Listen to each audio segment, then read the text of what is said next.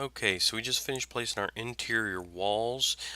So to get into this house, we have literally no way to get into the house, so we need to place some doors at this point. Then we'll get to some windows here in a few steps. To place a door, it's a little bit more complicated than just clicking door. So I'm going to change over here to the O1 lower level. Make sure we're starting on that. We'll start from the bottom and work up. And we'll click on the door tool up here in the architecture tab. Come over to properties. Here are our door properties. If we choose the drop down, we'll see that we only have a single flush door loaded into this project. We have various sizes, widths, and heights, which will work for interior rooms, but we have no exterior doors on here. So to get stuff loaded into Revit, it's a little bit different than if you were doing this at home. What we're going to do, and this applies to Windows and other properties on the architecture tab, once you click whichever feature you want to work with, in our case doors, we'll come up here to the place modify place doors tab, and we need to load in some other families. So we'll click that. We get this lovely error message because we're on a school computer, and it tries to take us to the C drive. If we take a look here, so there's the C, it's trying to take us in here, which we can't access. So what we have done is place this on the global drive so we can access it. So if we click the computer icon here, we can come in and click the global drive. Your view might be a little different. It might be a list view like this. Alright, but what we can do is come into the global drive. We're looking for a folder called _templates.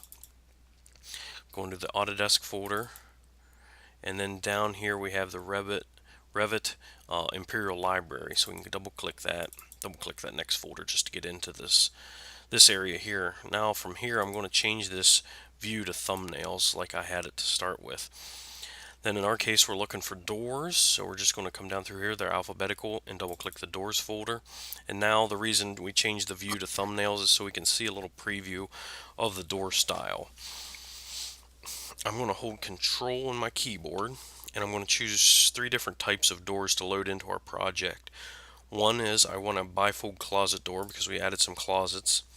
I want a nicer front door, which in this case we're going to do a double glass door, and I'm going to choose the grids. If you don't like grids for some reason, you can do just solid glass panels. Then I'm going to choose a single glass door to match my particular style I like here, but you could also choose the plain to match the plain double door if you'd like to do that as well. So again, I'm holding control to select these 3 random doors. Once I have those 3 selected, I'm going to hit open. And we'll get a flash here of this is a one-time load. You have to do this every time you start a new project. It's just how Revit's set up to kind of keep Revit working as fast as possible. Once I have those loaded in, if I click my properties drop down, you can now see we have bifold doors, some various sizes, double glass doors in various sizes, and if we scroll to the bottom we have the single glass doors in various sizes. So let's start with our exterior door first. I'm going to choose the biggest one here, 72 by 84. I'm going to come over here to my east exterior wall, and if I place it there, you can see that it's kind of sticking to the foundation, and it's going to be set away from the actual wall we see. So I'm going to place it where it's facing inward, and I'm just going to say about 4 feet away from the south wall here. So if I click that door, it's 4 feet away. If yours is something else, you can click this, type in 4 feet, and press enter. Alright, the last thing, I think I want this to swing outward instead of the doors swinging inward, so I'm going to hit this little flip arrow, and that way they swing outward now, like that. Looks nice. The last thing we need to do here on this floor is add some interior doors. I'm going to do a bifold 4-panel door. I'm going to do the 48 by 84. And just simply come over here and choose a wall. Whoops, what happened there? I'm going to go back to my architecture tab, choose doors, and I'm not sure what happened there. There, we got our bifold door now.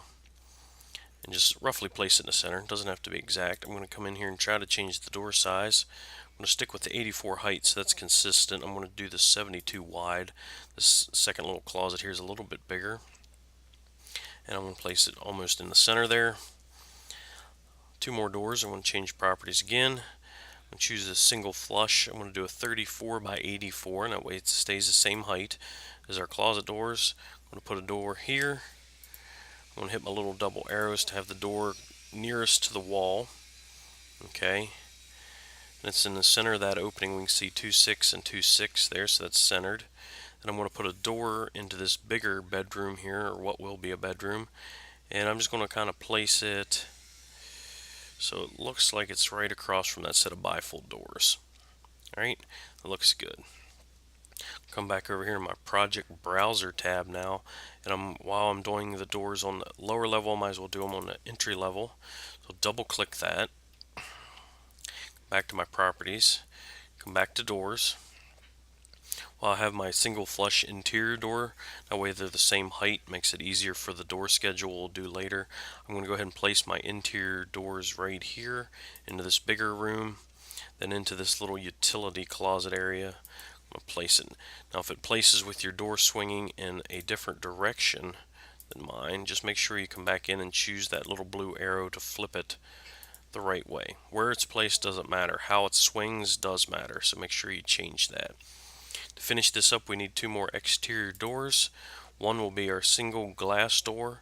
So far we've stuck with 84 inches high, so we'll choose 36 by 84.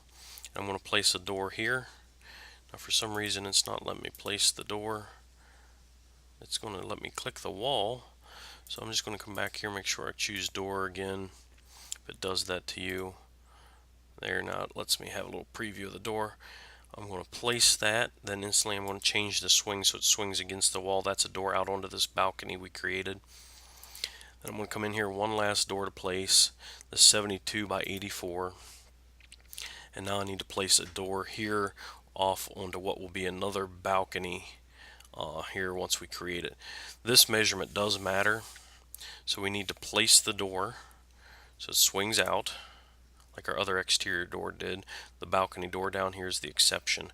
I'm going to come up here to this measurement away from this retaining wall, interior wall transition here. I'm going to click that and make it 7 feet. Type that in, press enter. That'll move it over 7 feet away from that transition of the retaining wall to the interior wall. Once you have that, that should be all the doors we need in this project. So I'm going to hit modify, then I'm going to hit the 3D view. I can see my doors, change the visual style to shaded so it looks a little more realistic. So there's my two exterior doors there. I see a problem. There's my exterior door over here. Down here it seems like we have a closet door instead of an exterior door, so I'm going to select that right here in this view. I'm going to change that to 72 by 84 double glass. We've made that change. I can hit escape, deselect it. That looks a whole lot better. And then I'm going to hit save, and we're done adding doors.